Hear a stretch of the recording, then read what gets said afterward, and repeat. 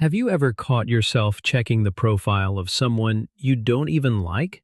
Not someone you admire, not someone you're trying to learn from, someone who actually irritates you. And yet, there you are, scrolling through their life, quietly measuring yours against theirs.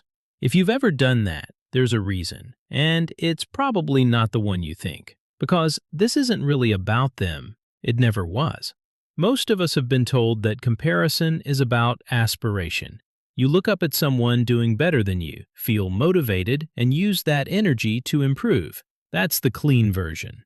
But sometimes, comparison doesn't work like that at all. Sometimes you find yourself fixating on someone you genuinely don't respect, someone whose choices you disagree with, someone you wouldn't swap lives with for a second. And yet, something keeps pulling you back to check. How are they doing? What are they up to? Are they doing better than you? That pull isn't random. It's a pattern. And once you understand it, it's hard to unsee. There's actually a name for this: social comparison theory. The idea that we naturally measure ourselves against other people to understand where we stand. It's not a new concept. Humans have been doing it for as long as we've lived in groups.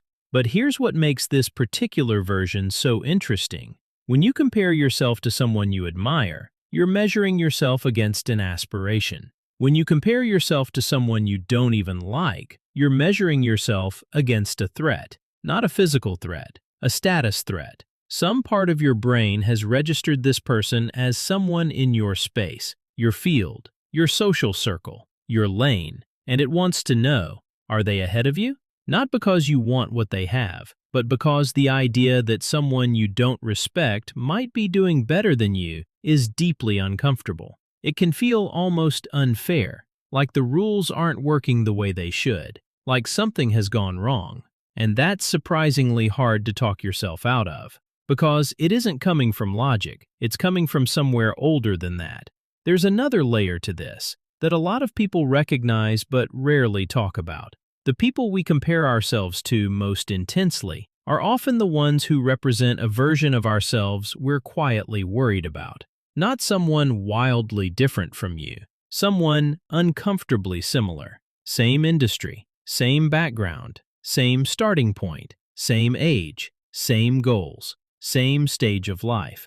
And if they're succeeding in a way you haven't yet, it doesn't just sting, it raises a question you'd rather not sit with.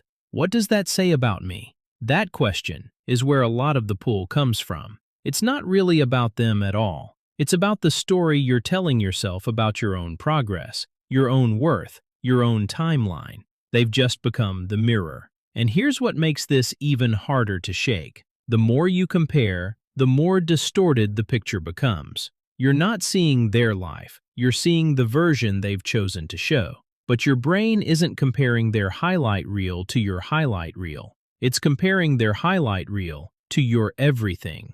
Every doubt, every setback, every moment you felt behind, stacked up against their best moments.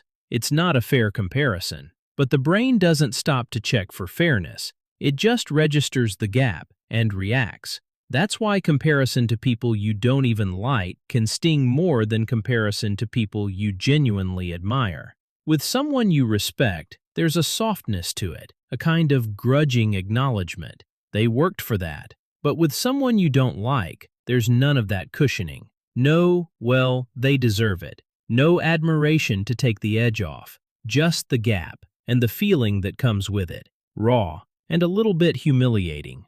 And here's the part that's harder to admit. The intensity of it usually has very little to do with them. It has everything to do with how settled you feel about where you're headed. When that feels secure, other people's lives, even the ones who used to get under your skin, start to lose their grip. Not because they've changed, not because you've stopped noticing, but because when you feel clear about where you're going, you don't need to keep checking where they are. The mirror stops feeling quite so threatening, and you start to realize that it was never really about them. It was about the question behind the comparison, a question you were trying to answer by looking in the wrong direction. If this video helped you, please subscribe and maybe share it with someone who needs to hear this message. Thanks for watching.